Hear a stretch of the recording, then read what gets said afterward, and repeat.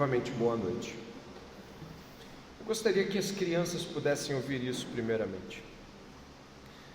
Nós costumamos fazer as coisas quando estamos muito animados, né, crianças? E aí eu acho que todo mundo aqui se inclui. A gente está mais animado, a gente faz mais coisa.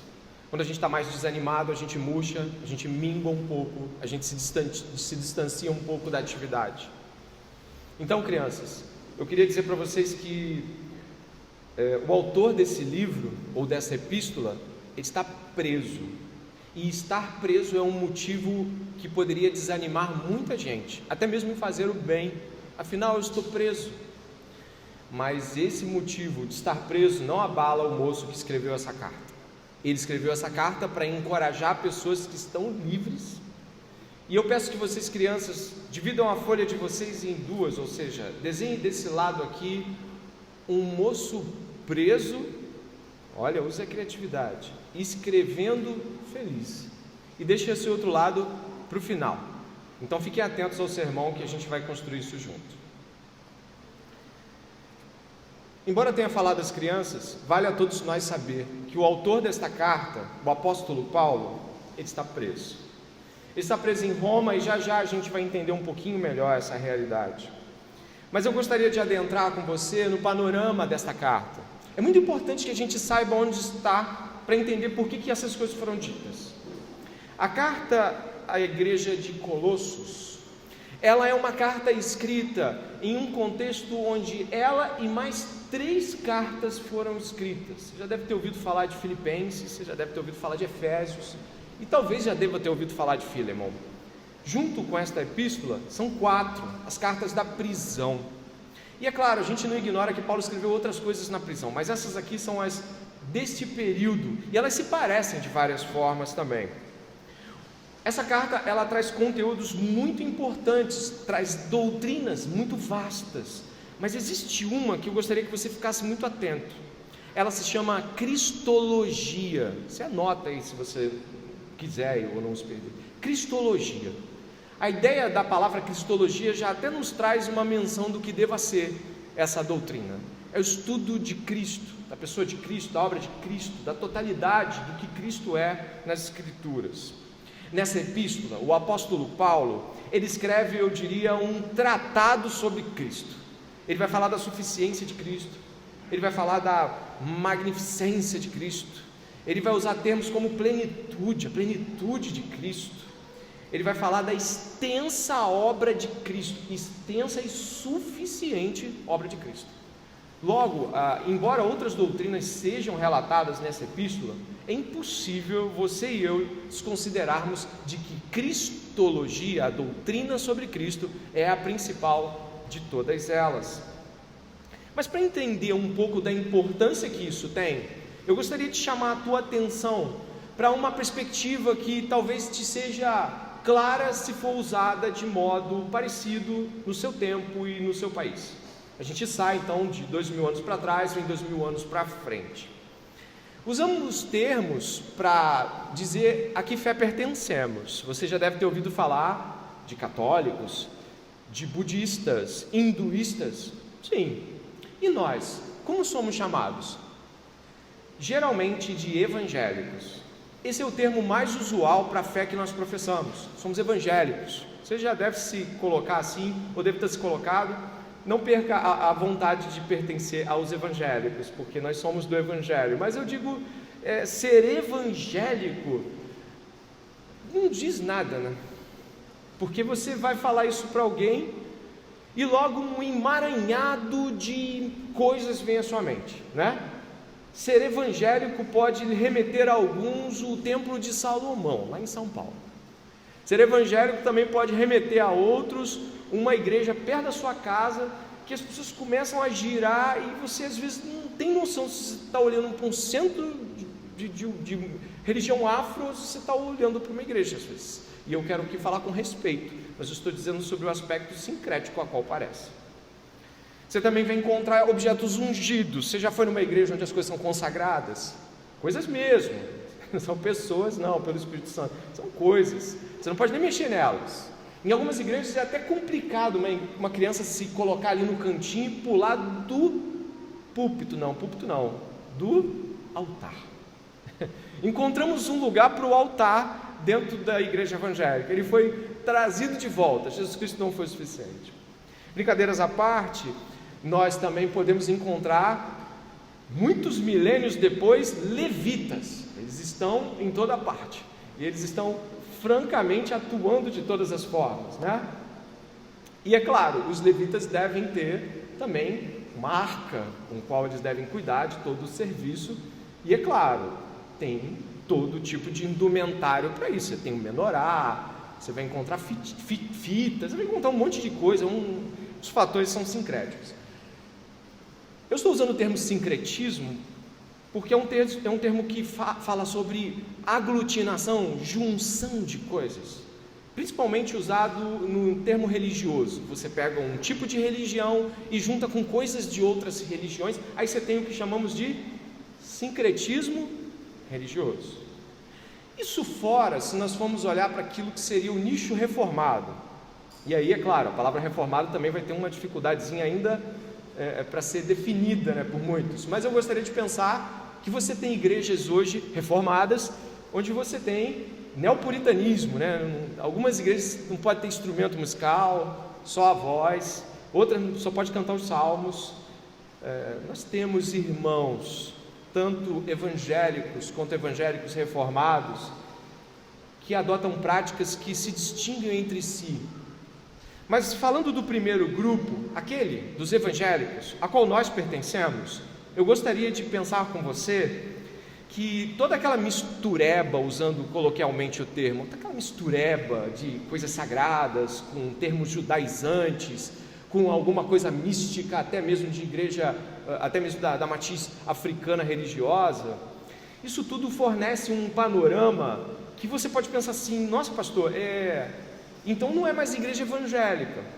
Ouse, em algum desses lugares, dizer que Jesus Cristo não é cultuado. Ouse dizer para aquele pastor. Diga assim: olha, eu acho que vocês abandonaram Jesus. Ele vai levantar a voz contra você e vai falar: claro que não abandonamos Jesus. Jesus está firme e forte em todas as nossas orações. Cremos no sacrifício de Jesus, na obra vicária de Jesus. Então o que a gente está falando aqui para iniciar esse assunto e conectarmos com Colossenses? É que quando nós falamos sobre sincretismo, mistura, nós não falamos de que uma coisa nega a outra. Nós estamos falando de alguma coisa que se junta às outras e fornece uma ideia de complemento. Era o que faltava.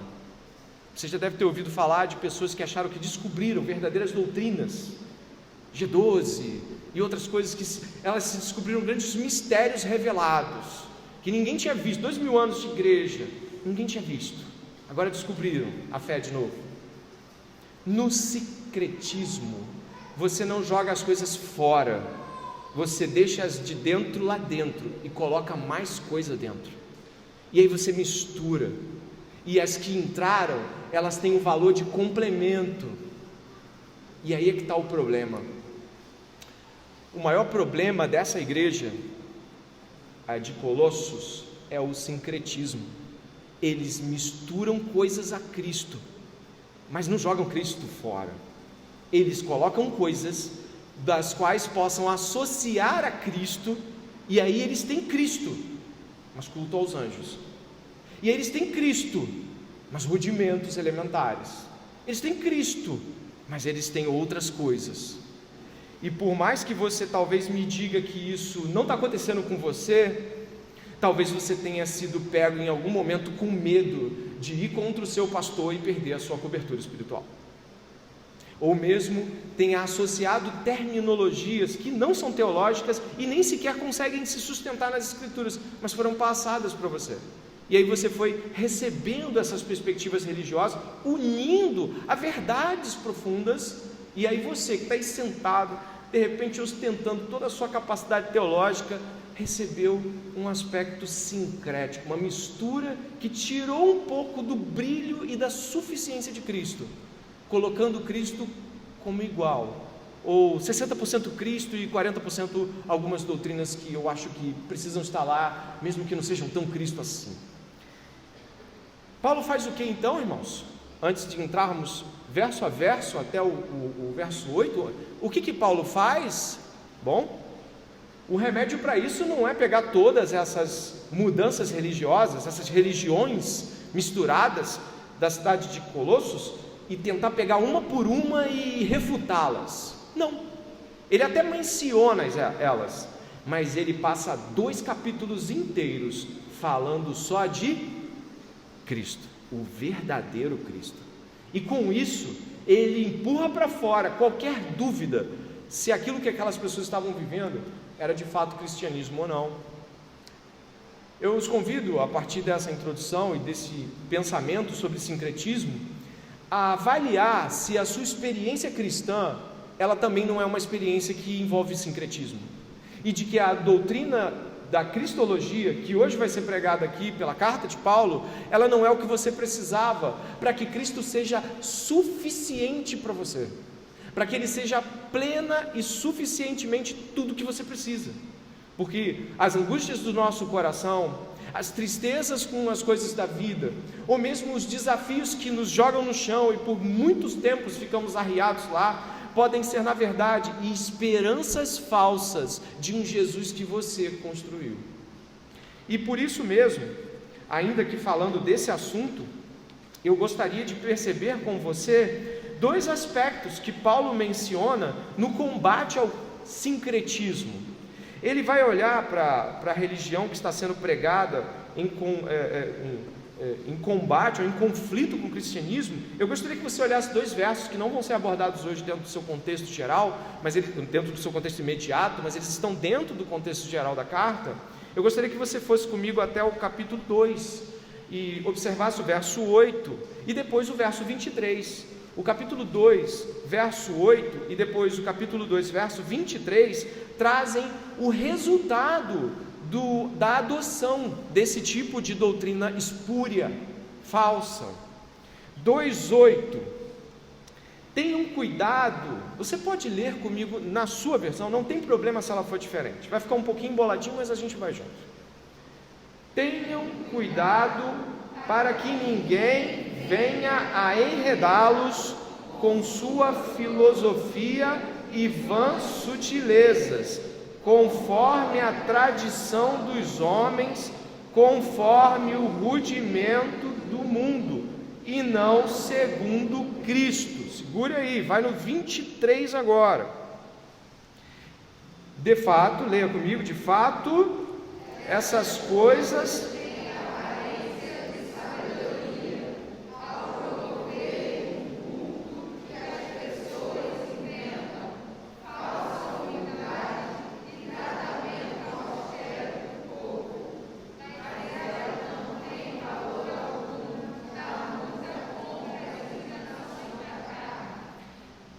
Paulo coloca um termo muito pesado aqui para concluir o que ele diz sobre essa realidade. Primeiro, ele sustenta que esse tipo de disposição de sincretismo são filosofias vãs, é uma junção de coisas que são na verdade compreensões do homem sobre o que ele acha que deva ser o Cristo. E depois ele diz que isso vai levar a um comportamento religioso de austeridade física, algum tipo de ascetismo, de distancie-se disso, não coma isso, se você comer isso, você vai se contaminar, se você fizer assim, você vai se tornar mais impuro, e coisas desse tipo, mas que não tem nenhuma validade contra o pecado. É o que você acabou de ler e pode repousar os olhos no final do 23, olha aí, não tem nenhum tipo de força, não há poder para combater o pecado com esse tipo de sutileza, essas vãs filosofias. A palavra que é usada no grego é telotreskia, ela significa religião elaborada por si mesmo. Olha que coisa séria. Quando nós falhamos em entender Jesus, quando nós faltamos em nos aprofundar em Jesus Cristo, em conhecer e prosseguir em conhecê-lo, nós acabamos fazendo religião partindo de nós mesmos. Nós acabamos fazendo processos de ética e de atitudes que são nossas, não são de Cristo. Por isso, estamos aqui hoje para nos aprofundarmos no estudo da carta que fala sobre Jesus Cristo. Essa carta é magnífica, mas não basta só contemplá-la. Você vai precisar derrubar coisas que você acreditava terem por certas. Examine-as, como bereanos, como Paulo os elogia. Examine, não aceite só porque eu estou dizendo, mas vamos para as Escrituras para ver se nosso sincretismo não é maior do que pensávamos. Paulo vai combater essa realidade com uma frase no capítulo 2, verso 19. Ele vai combater essa realidade com uma frase onde diz o seguinte, no verso 19, capítulo 2, verso 19, ele vai dizer o seguinte: e não retendo a cabeça, a partir do qual todo o corpo, suprido e bem vinculado por suas juntas e ligamentos, cresce o crescimento que vem de Deus. Ao não reter o cabeça da igreja, Jesus Cristo, aquele que ordena, aquele que é autoridade sobre a igreja, aquele que diz o que a igreja deve ser, ao não retê-lo como tal, como autoridade final, eles se perderam em vãs filosofias, criaram regras religiosas para buscar pureza, que na verdade nunca conseguiram trazer absolutamente nada para eles. A partir de então, eu gostaria que você pudesse comigo perceber que os 2 capítulos que Paulo gasta falando de cristologia, e depois o capítulo 3 falando da nossa natureza que deve ser modificada por Cristo Jesus, é transformada por Cristo Jesus. Capítulo 3 e 4 são capítulos éticos, capítulos voltados a entendeu, faça isso. Já que você entendeu o que Jesus Cristo é, a grandeza e a suficiência de Jesus Cristo, faça isso. Ele aponta para aspectos que você poderia imaginar o seguinte: então agora ele vai reformar toda a cristandade. Não, sabe o que ele vai falar? Ele vai falar de filho, vai falar de marido, de esposa, de servo, de trabalho. Paulo vai dizer o seguinte: a sua aproximação com a verdadeira doutrina de Cristo deve transformar a sua vida ordinária. Ao aproximar-se da realidade que Cristo é, tua vida, o dia a dia, tua casa, tua relação com teu marido, com a tua esposa, com teus filhos, com os membros da sua igreja, isso vai mudar. O pessoal do trabalho vai te ver diferente quando você tiver uma cristologia profunda e renovada. Vai ser diferente lidar com as pessoas da faculdade, da avenida, da rua. Paulo está aplicando o conceito da cristologia mais apurada, ou uma das mais apuradas de suas cartas, em um contexto ordinário, em um dia a dia, na sua casa, na sua cozinha, no seu bairro, na sua vida do dia a dia. Por isso, estamos aqui, ao ouvir todas essas palavras, abertos para que a nossa vida seja renovada a partir da doutrina das Escrituras. Vamos até o verso 1. Eu vou estar falando com vocês na seguinte proporção: nós estaremos observando o verso 1 e 2, examinaremos a saudação 1 e 2. Depois nós vamos observar do verso 3 ao verso 8 essa gratidão que Paulo exerce enquanto doutrina. Ele traz uma doutrina de gratidão aqui para essa igreja. E nós vamos observar no final que essa realidade de gratidão na verdade expõe o caráter do Evangelho. Vamos até o verso 1. Diz assim: Paulo, apóstolo de Cristo Jesus pela vontade de Deus, e o irmão Timóteo. Impossível não dizer, ao menos um pouco, quem é esse Paulo. Fariseu, criado aos pés de Gamaliel, um homem, cidadão romano de nascimento, um homem da estatura de Paulo, era um homem bem visto na sociedade. Durante os 5 primeiros anos da igreja cristã, por volta entre 33 e 38, para alguns talvez 30 a 35, dependendo do modo como decidem contar a perspectiva aí da falha numérica do nascimento de Jesus Cristo, né?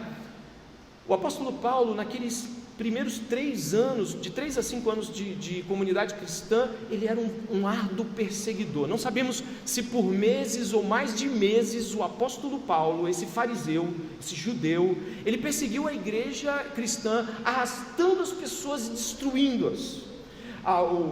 O texto lucano de Atos, né, Lucas escrevendo Atos, traz essa dimensão de que Paulo arrastava as pessoas de suas casas como uma besta fera solta. Esse homem teve um encontro com Jesus Cristo. Você vai encontrar isso lendo em casa, em Atos capítulo 9, um encontro fenomenal com Jesus Cristo. Ele foi para destruir e foi destruído. Ele foi para quebrar tudo e foi quebrado ao meio. Ele foi achando que via e voltou cego e depois vendo. O apóstolo Paulo, então, no encontro com Jesus Cristo, o Senhor se apresenta diante dele, ele é transformado e passa a ser, junto com o apóstolo Pedro, os dois maiores expoentes do cristianismo. O perseguidor se torna perseguido e se torna apóstolo. Ele passa a ser, junto com Pedro, uma das colunas da perspectiva do avanço do reino naquele tempo. Nós encontramos Paulo preso em Roma. Você pode ler depois, eu digo esses pode ler depois, é para ajudá-lo ao andamento do sermão. Você pode ler no final do livro de Atos dos Apóstolos. Paulo vai ficar preso em casa, numa casa alugada. Ele está sob tutela de guarda romana, esperando o julgamento. E cremos pelo andamento das demais cartas de que ele foi liberto alguns anos depois daquela condição de prisão, onde depois, anos depois, voltou a ser preso, já nos tempos de Nero. O apóstolo Paulo, nesse período, escreveu as 4 cartas que eu citei para vocês, e ele, se colocando como prisioneiro lá no último capítulo de Colossenses, que a gente pode examinar com calma depois, nos traz aqui uma consideração que já foi levantada até para as crianças que estão desenhando e compondo o seu material aí. O apóstolo Paulo está preso, e aqui nós temos uma reflexão para tratar logo de começo. Paulo preso. Costumamos desejar trabalhar no ministério cristão, e às vezes nós escolhemos 2 posições que não são a posição de Paulo. Nós esperamos avançar quando estivermos na posição que queremos exercer, ou nós paramos de andar quando não estamos mais na posição que gostávamos. O apóstolo Paulo, ele é um homem extremamente frutífero, tudo que ele faz frutifica muitíssimo, mas agora ele está encarcerado. Todavia, ainda assim, ele exerce um ministério de cartas, aconselhamentos, e sabemos de salvação, porque a gente ouve falar que Onésimo foi salvo nas cadeias, filho das algemas. Então o Onésimo, da carta a Filemon, foi salvo por pregação feita no cárcere. A guarda pretoriana, você já leu em Filipenses, ela foi afetada pelo testemunho de Paulo. Então a guarda de César sabia que Paulo estava falando de um tal de Jesus. O que nós vemos é que a limitação não traz a Paulo uma anulação ministerial. Talvez você esteja sentado aí esperando uma chance ministerial. Talvez você esteja aí pensando, quando isso acontecer, eu me engajo. Ou, se isso acontecer, acabou para mim, porque o meu ministério é esse. Mas Paulo nos surpreende. Um homem que plantou tantas igrejas, surrado, esmurrado, totalmente destruído, estava agora preso. Não podia mais plantar igrejas, mas podia encorajar cristãos. Às vezes não estamos podendo fazer o que gostaríamos, mas ainda assim podemos fazer aquilo que Deus nos permite e que nos impulsiona a fazer naquele momento. Não é o que eu quero fazer, é estar onde Deus me chamou para estar, estando como eu estiver, fazendo aquilo que Ele me permitiu fazer. Paulo nos dá essa lição também. Às vezes esperamos a condição especial para atuar, ou então esperamos o chamado místico, esperamos o caminho de Damasco, mas isso não é assim. Cristãos vivem vida ordinária e muitas vezes se veem reduzidos. Eu não tenho tempo, eu tenho filhos, eu tenho convalescências físicas, eu tenho desafios aqui, desafios acolá. Sim, todos nós temos, todos nós temos. O apóstolo está com desafios, mas isso não pode nos impedir de encorajar outros cristãos a terem uma vida mais frutífera. O segundo ponto que eu ainda quero falar sobre o apóstolo Paulo preso é de que em nenhuma das 4 cartas da prisão você encontra desencorajamentos. Você não encontra ele senão alegrando as pessoas. Você não encontra ele dizendo, para mim acabou, está tudo resolvido. Até na epístola, que não das 4, mas a mais angustiante, a de 2 a Timóteo, tem um tom um pouco de despedida. Ainda assim ele termina chamando aquilo tudo de um bom combate. Não podemos ministrar a outros crendo que o fardo que o Senhor nos deu é fardo apenas. Primeiro, ele é privilégio, ainda que seja de tal modo pesado. Primeiro, ele é grandioso, ainda que seja de tal modo desafiador. Primeiro, ele é uma dádiva, ainda que haja espinhos. Todos nós falhamos muitas vezes em nos fustigar com palavras sobre como a vida cristã tem nos impedido de fazer isso ou aquilo, quando na verdade poderíamos dar outro testemunho de que a partir da vida cristã podemos fazer aquilo e aquilo outro. E o que ficou para trás, como diz o apóstolo Paulo, é lixo, perto do conhecimento de Jesus Cristo. Se ainda fazemos comparações com o que o Senhor nos chama para fazer e aquilo que gostaríamos de fazer, é porque não percebemos a grandeza que há em Cristo Jesus. Eu rogo a você que possa perceber que este homem encarcerado não está triste. Esse homem preso, um homem culto, um homem que saiu de um nicho familiar com dinheiro, com uma perspectiva financeira que talvez permitisse estar melhor do que todos nós aqui. Este homem está preso e aparentemente limitado, mas ele não está triste. Ele está em Cristo. Isso para nós é uma lição muito grande. Ele continua dizendo o seguinte: Paulo, a segunda palavra é apóstolo.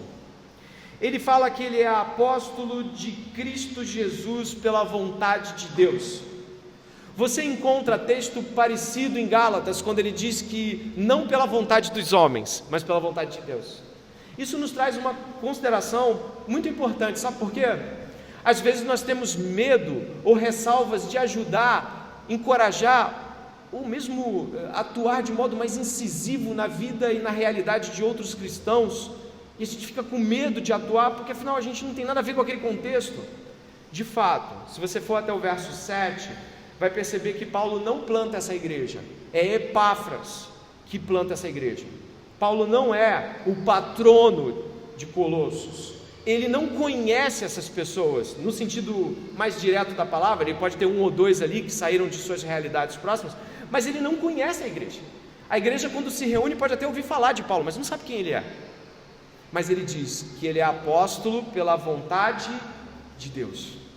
Quando estamos agindo pela vontade de Deus, temos a intrepidez de falar a outros que nem conhecemos. Quando agimos pela vontade de Deus, temos a intrepidez de encorajar e, eu vou dizer aí, se meter na vida dos outros, por amor a Cristo, ir em lugares que não foi chamado para ir. Paulo não foi chamado para Colossos, Epáfras foi levar o problema para ele. Ele não foi chamado para lá, ele não foi falar: olha, vem aqui Paulo, vamos nos ajudar. Não tem isso. Nós precisamos entender que aquele que nos autoriza a ministrar o Evangelho a outros é Jesus Cristo, e que nós precisamos, na autoridade de Jesus Cristo, no poder do Espírito Santo, levar a única mensagem que também é autorizada, o Evangelho. Paulo nos mostra que ele não foi nomeado pelos homens, mas por Deus, pela vontade soberana de Deus. Paulo não luta contra a vontade de Deus, mesmo quando isso parece estranho. Paulo vai na direção da vontade de Deus, porque sabe que ela é perfeita. Mas se tem uma coisa que a vontade de Deus às vezes nos dá, ou nos coloca em posição, é numa posição de desconforto e estranheza. Nossa, eu não conheço nada desse lugar. Nossa, eu não tenho como me aproximar daquelas pessoas para ajudar, elas não vão me dar crédito, porque afinal eu as não conheço. Não. Paulo fala em nome de Jesus, pela vontade de Deus. Eu espero que isso te encoraje também com relação a aspectos de limitação, que você mesmo se autolimita por parecer não conhecer os ambientes dos quais o Senhor te chama para trabalhar, para ministrar. Ele não plantou aquela igreja, mas sua autoridade não vem do que aquelas pessoas disseram dele, não vem dele ter plantado a igreja e de nada que tenha a ver com homens, mas de Deus. É Cristo quem nos ordena pregar o Evangelho. Eu sigo com vocês e percebo que ele fala de Cristo Jesus. Observe aí na epístola: de Cristo Jesus pela vontade de Deus, e o irmão Timóteo aos santos e fiéis em Cristo que estão em Colossos. Nesse aspecto aqui é importante ressaltar que ele chama a pessoa de Timóteo, embora não seja o único que esteja com ele. Demas também está com ele, Aristarco também está com ele não está sozinho, mas ele chama Timóteo a uma dimensão de parceria. Paulo e Timóteo andam muito juntos por mais de 15 anos pelo menos. Eles são pessoas que estão juntas no Evangelho. Mas se você perguntar quem escreveu essa epístola, se você for até o final dela, a saudação do próprio punho, capítulo 4, verso 18, é de Paulo. Mas ele chama outros a esta responsabilidade de ser bênção para pessoas. Às vezes nós não temos a coragem que gostaríamos de ter, mas devemos encarar o fato de que há pessoas que têm. Às vezes nós não temos a intrepidez que gostaríamos de ter, concorda? Mas temos que encarar o fato de que há pessoas que têm. Vá com elas. Se tem uma coisa que é mencionada quase que o tempo todo sobre Timóteo, é que ele era o quê? Você pode tentar arriscar, né? Ele era o quê? Covarde, tímido. Como é que ele está do lado desse vulcão em erupção aqui, que é Paulo? Olha, ele pode até não ser a principal voz que você percebe nas cartas, ou nenhuma linha dele, mas ele está lá.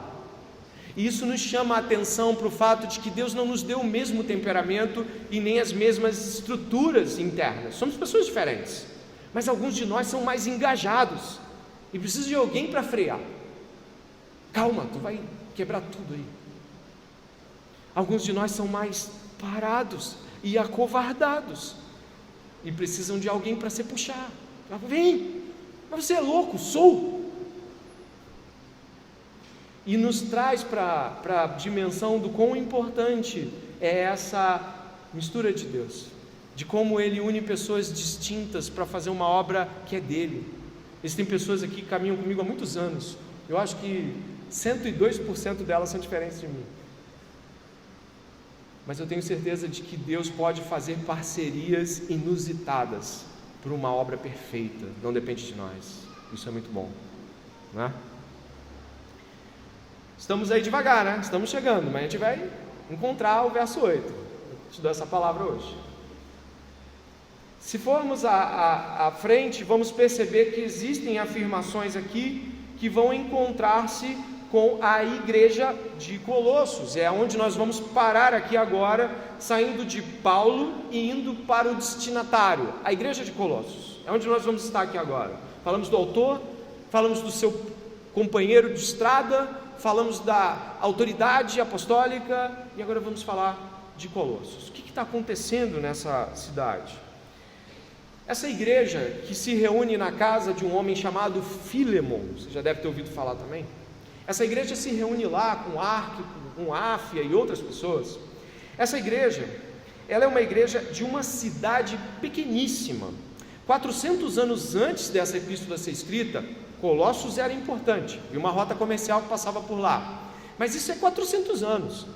No Império Romano, Laodiceia foi eleita como a capital daquela região, e Colossos ficou lá, num canto. Colossos não era lugar nenhum a que se lembrar.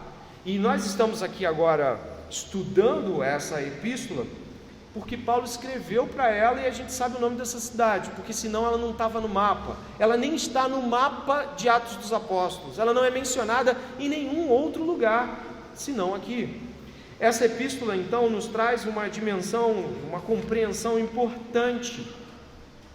Eu gostaria que você lembrasse de que Paulo, já nesse período, ele é um dos homens mais conhecidos do Evangelho.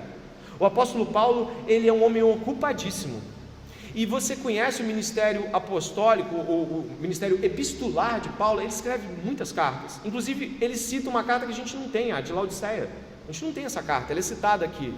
Nós não temos todas as cartas que Paulo escreveu, nós não sabemos a abrangência de quanto ele trabalhava nesse ministério de encorajamento, mas nós sabemos que Paulo era um homem ocupado, de que Paulo era um homem que recebia pessoas o tempo todo, que estava o tempo todo em comunicação.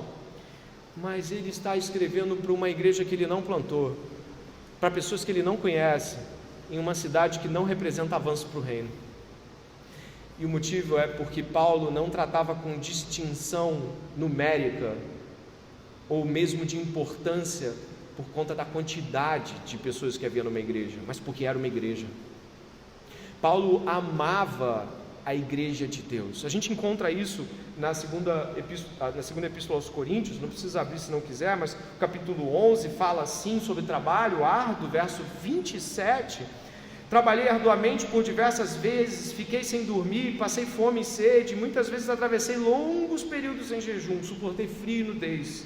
Além de tudo isso, pesa diariamente sobre mim a responsabilidade que tenho para com todas as igrejas. Você tem noção do peso? Às vezes eu falo para as pessoas mais próximas de mim que eu sinto um peso nas minhas costas, um peso insuportável, né?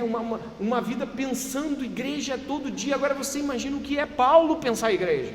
Ele está pensando em muitas igrejas, ele está pensando em gente presa, gente com fome, gente em tudo quanto é lugar da Ásia. Paulo espalhou o cristianismo por todos os lados, e ele tem essa incumbência e esse peso em suas costas, mas ele está preocupado com uma igrejinha, que tem lá, pela quantidade de pessoas de Colossos, que era pequena naquela época, tem lá umas 40, 50, muito, se foi isso. E neste período tão conturbado, preso,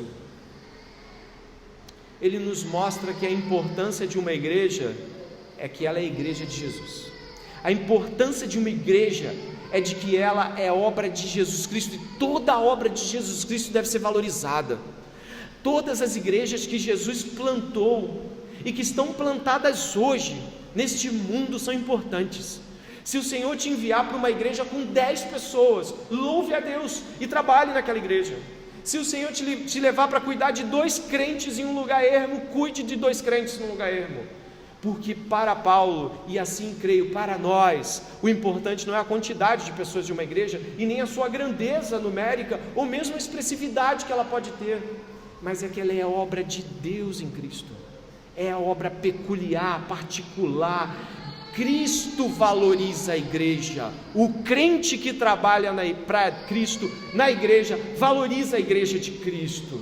Chamo tua atenção por pretensões ministeriais que talvez você tenha, de ser um pastor, talvez ser um diácono, um membro leigo que prega, ou mesmo venha ajudar alguma comunidade, vai crescer, vai encher, vai estourar, vai ser. Não parece que é essa a preocupação de Paulo. A preocupação dele não é essa. É uma igreja composta de santos, de um Deus maravilhoso que o salvou e o colocou como apóstolo da igrejinha e da igrejona.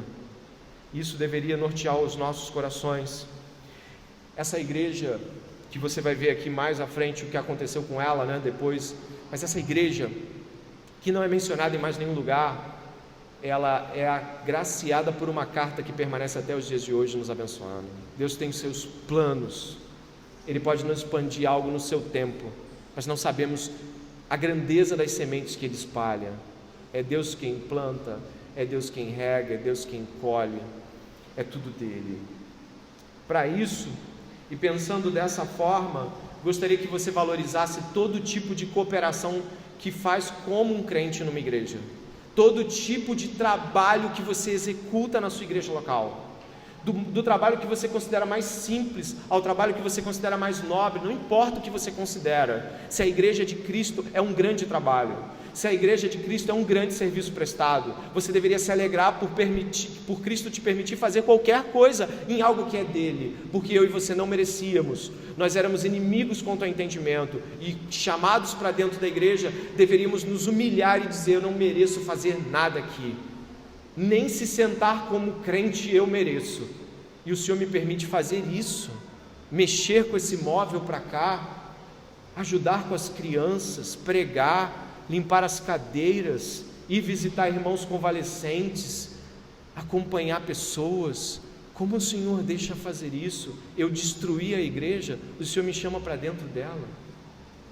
Esse é o pensamento do crente, e deve ser o nosso pensamento também. Paulo nos impacta com essa realidade.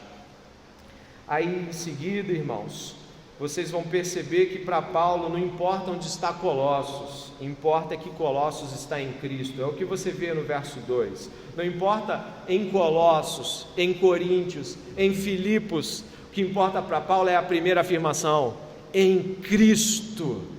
Se há algum lugar em Cristo, nós vamos lá e estaremos entre os nossos, estaremos nele. Ao compreender isso, eu te trago uma afirmação que nada tem a ver talvez com o texto, mas que vai te deixar perplexo. Pouquíssimos anos depois, alguns 4 ou 5 anos, essa cidade foi destruída por um terremoto. Comentado em todos os históricos livros, tanto dos pais da igreja como Eusébio, como mesmo livros escritos dos romanos. A cidade de Colossos, a cidade de Laodiceia e mais as outras 2 cidades foram completamente destruídas por um terremoto. E todas as cidades foram reconstruídas por Roma, menos Colossos. Você ouve falar de Laodiceia lá no Apocalipse, mas não tem mais Colossos no mapa. Ela foi sucumbida por um terremoto. Nós não sabemos quanto tempo dura uma obra. Nós não sabemos nem quanto tempo Deus deixa a gente ficar lá.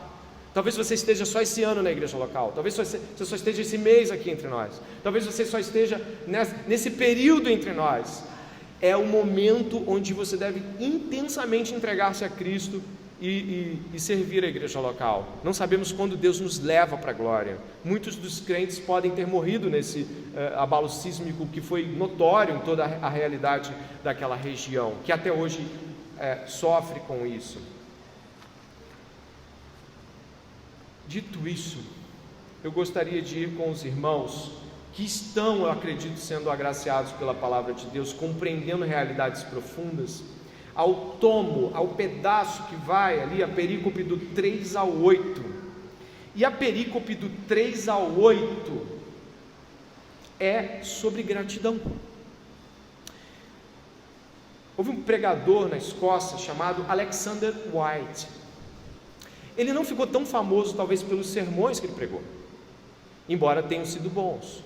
Mas Alexander White ficou muitíssimo famoso porque ele escrevia cartas e cartões postais para as pessoas, que não eram só cartões postais, eram verdadeiras cartas de encorajamento cristão. Esse pregador escocês, ele escrevia para as pessoas de tal forma que muitas voltavam para a fé, outras iam para missões. Por quê? Porque existe um aspecto de encorajamento que é ministério diante de Deus. Paulo começa, como muitas de outras suas cartas, a carta aos Coríntios, a carta aos Romanos, a carta a Tessalônica, a carta a Filipenses, essas cartas todas começam com ações de graça, e essa aqui também começa. Dê uma olhada, por favor. Paulo vai nos mostrar que essa carta começa com ações de graças. Damos sempre o quê? Graças a Deus Pai de nosso Senhor Jesus Cristo, quando oramos por vocês. Aí você fala assim, beleza, e tá bom. Não. Se você for comigo ao capítulo 2, verso 7,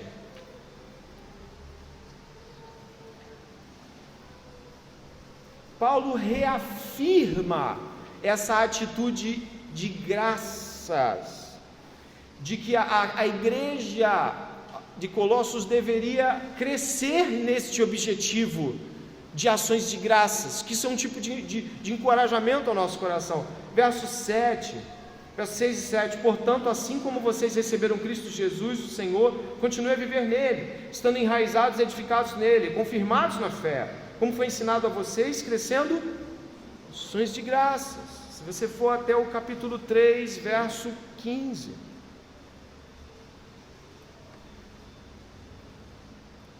diz assim, que a paz de Cristo seja o árbitro no coração de vocês, pois foi para essa paz que vocês foram chamados em um só corpo, e sejam o quê? Vem até o capítulo 4, verso 2, você pode ler? Leia.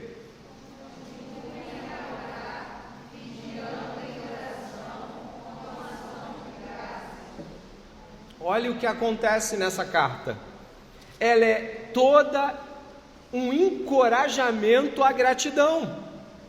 Primeiro Paulo agradece, depois Paulo diz, agradeçam vocês também. Primeiro Paulo fala, eu agradeço, depois, agora é você. Nós temos a boca trancada para agradecer a Deus. Nós parecemos que temos dificuldade de reconhecer os movimentos graciosos de Deus em nosso meio.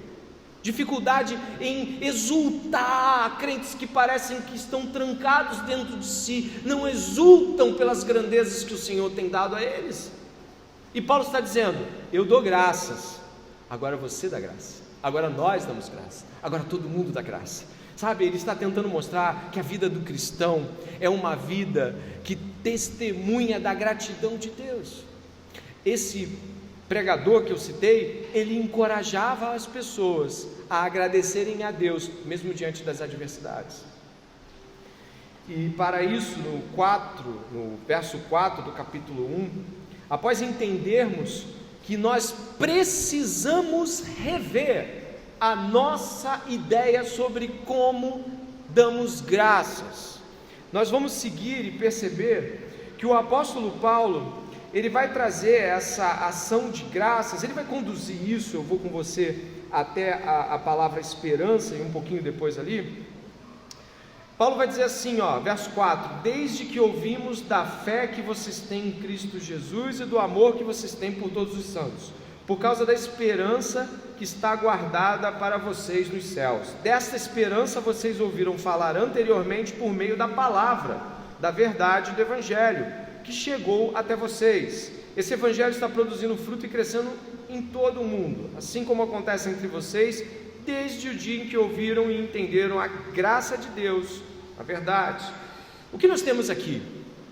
Nós temos o apóstolo Paulo apontando para uma realidade que para muitos de nós cristãos ainda é subjetiva às vezes. Paulo está dizendo que o modo com o qual eles tratam os santos é porque eles têm uma esperança pujante, uma esperança muito grande.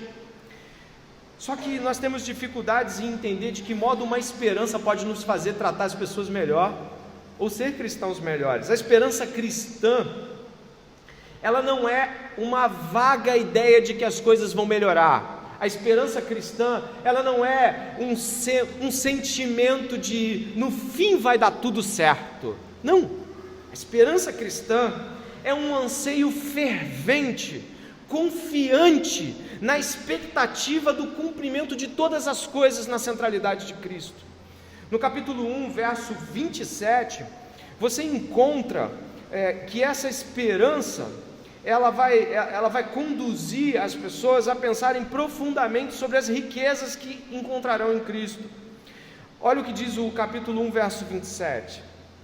A estes Deus quis dar a conhecer a riqueza da glória desse mistério entre os gentios, que é Cristo em vocês, a esperança.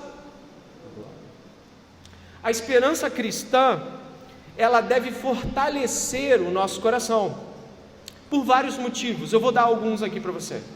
A esperança cristã deve fortalecer o nosso coração, porque nós pecamos muitas vezes, e isso nos abate muitas vezes, e nós não conseguimos imaginar como poderemos sair desse nó que nos metemos com pecados que muitas vezes se repetem. Você já esteve abatido por conta do pecado?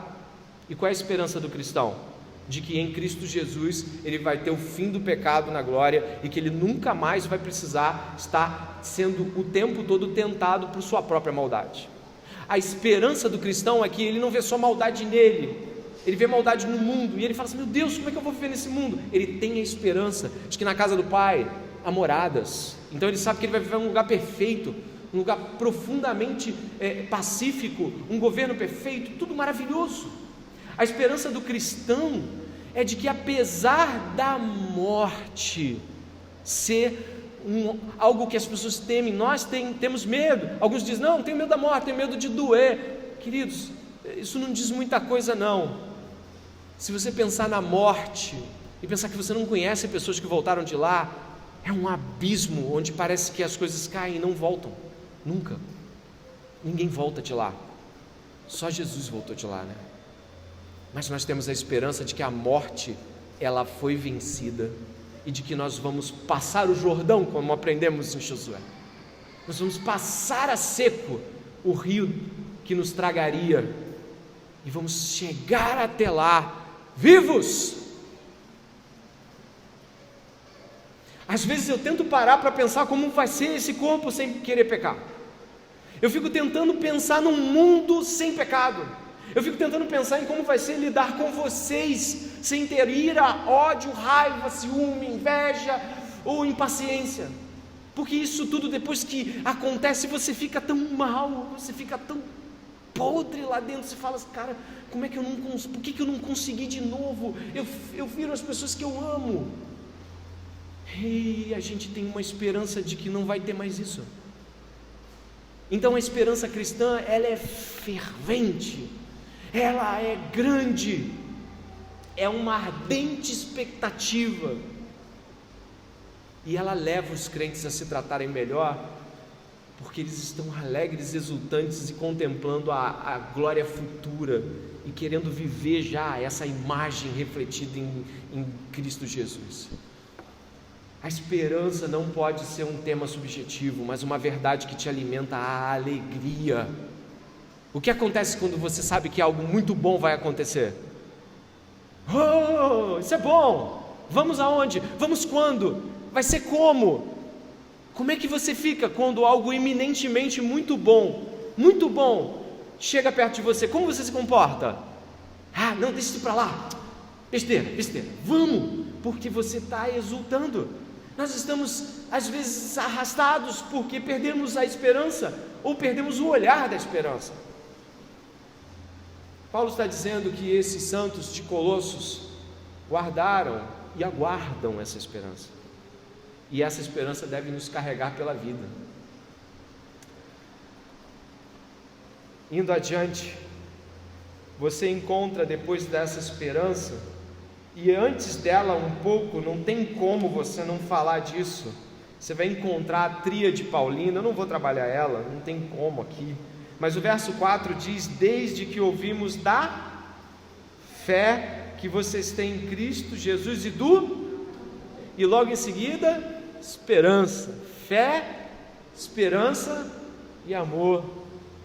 É a tríade paulina, as três palavras que muitas vezes definem quase que, não digo a totalidade, mas uma quantidade enorme da teologia de Paulo: fé, esperança e amor.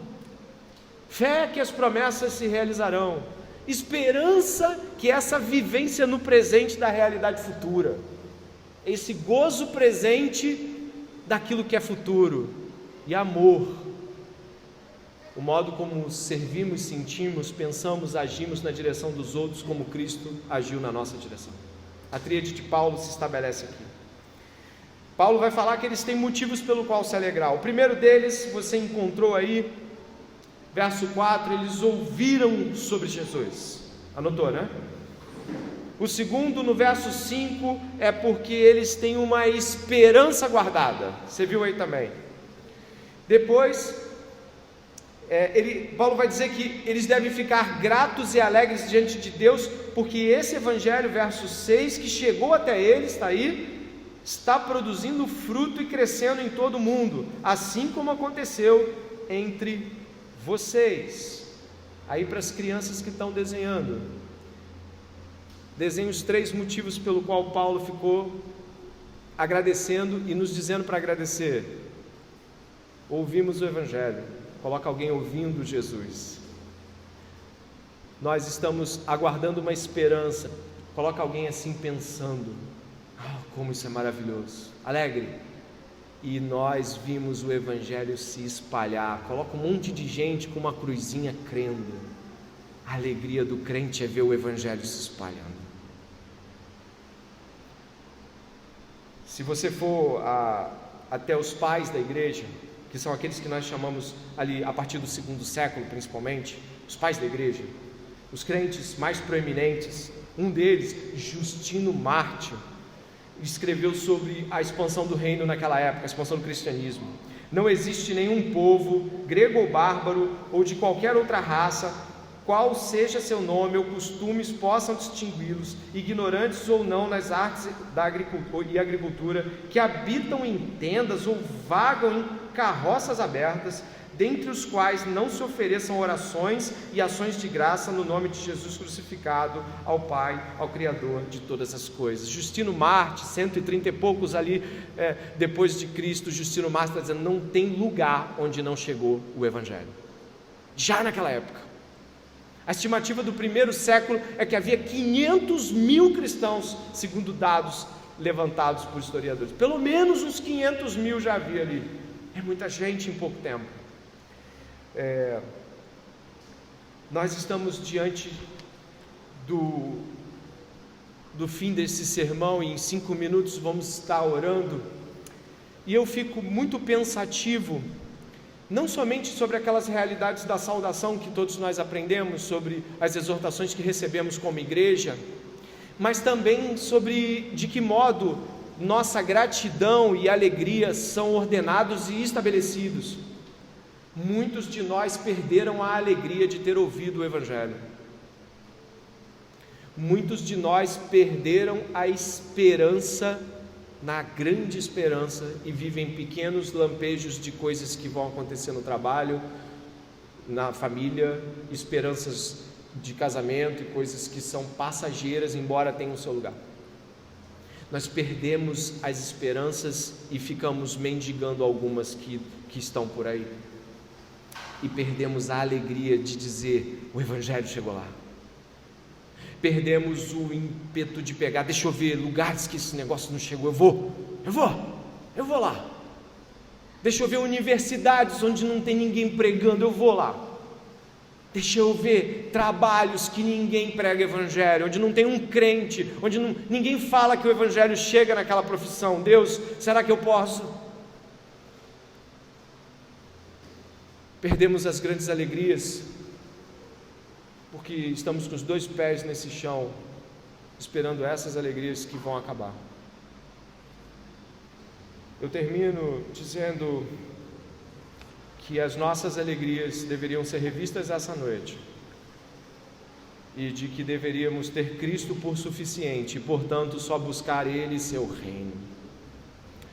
Ore comigo pedindo estas coisas, que eu acredito que devam ser legítimas de serem pedidas. Ore comigo, por favor.